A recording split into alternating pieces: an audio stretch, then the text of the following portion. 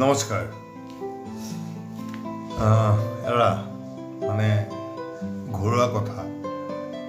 ক'বলৈ অলপ বেয়াও লাগে কিন্তু নক'লেও উপায় নাই মনটো খুদুৱাই থাকিব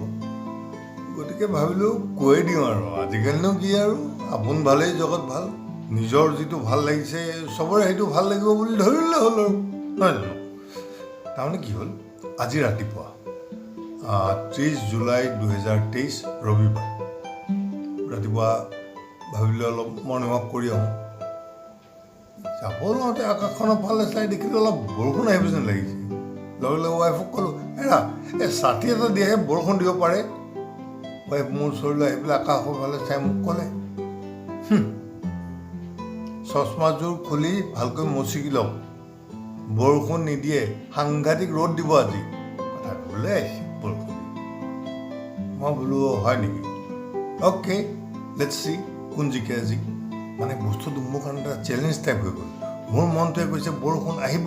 আৰু তেওঁ কৈছে আজি সাংঘাতিক ৰ'দ দিব দেখা যাক মই ওলাই গ'লোঁ মনে মনে মই বৰুণ দেৱতাক মানে প্ৰাৰ্থনা কৰি গ'লোঁ এই বৰুণ দেৱতা আজি জিকাবা আৰু কিবা এটা কৰি মোক জিকাবা কিন্তু ডোণ্ট লেট মি ডাউন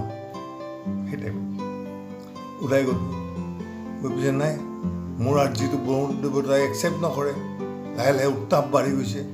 সূৰ্যটো আৰু মানে বেছিকৈ জ্বলিব ধৰিছে কিছু দূৰ যোৱাৰ পিছত ঘূৰি গুচি আহিলোঁ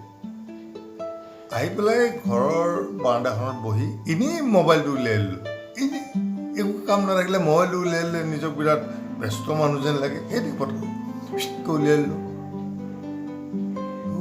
মোবাইলটো চাওঁতে মই চকাই গ'লোঁ আৰে সেয়া কি অসমৰ এজন সুসাহিত্যিক অভিযন্তা মোৰ অগ্ৰজ মোৰ শুভাকাংক্ষী মই অতি শ্ৰদ্ধাৰ আসনত ৰখা পাৰ্থ প্ৰদীপ বৰাদাই এটা প্ৰবন্ধ লিখিছে তেওঁ বিন্দু বিন্দু সিন্ধু শীতানত 13 নম্বৰ খণ্ড তাত দেখোন মোৰ ফটো আছে মই অবাক হৈ গ'লোঁ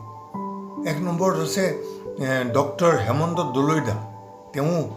যোৰহাট অভিযান্ত্ৰিক মহাবিদ্যালয় মানে আমি দুইজন JEC পিছে তেওঁক মই চিনি নাপাওঁ কেনেকৈ চিনি পাওঁ পাৰ্থদাই লিখিছেই যে তেওঁ বোলে পাৰ্থদাৰ ওপৰৰ বেটছৰ আটাইতকৈ চোকা দুজনৰ এজন গতিকে তেওঁৰ কাষত বহাৰ সুযোগ সুবিধা বুজিছে নহয় আচ্ছা তাৰপিছত হ'ল কি মই পঢ়ি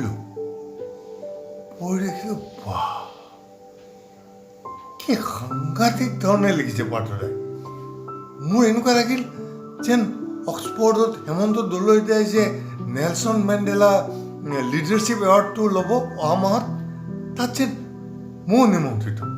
ময়ো সকলো ডিগনিটাৰিজৰ মাজত বহি আছোঁ অতি গৰ্বেৰে এজন অসমীয়া এজন JECian হিচাপে একদম ক্লেপ বজাইছোঁ হেমন্ত দাই প্ৰাইজ লৈছে হিপি বুঢ়ী ক'ৰবাত চিঞৰিছোঁ এই অডিটৰিয়ামত চিঞৰাৰ নিচিনা পাৰ্থদাই যে ইমান ডাঙৰ কাম এটা কিয় কৰি দিলে মই ধৰিব নোৱাৰিলোঁ কিন্তু এটা কথা মই ৱাইফক মাতখিনি দেখুৱালোঁ যে চোৱা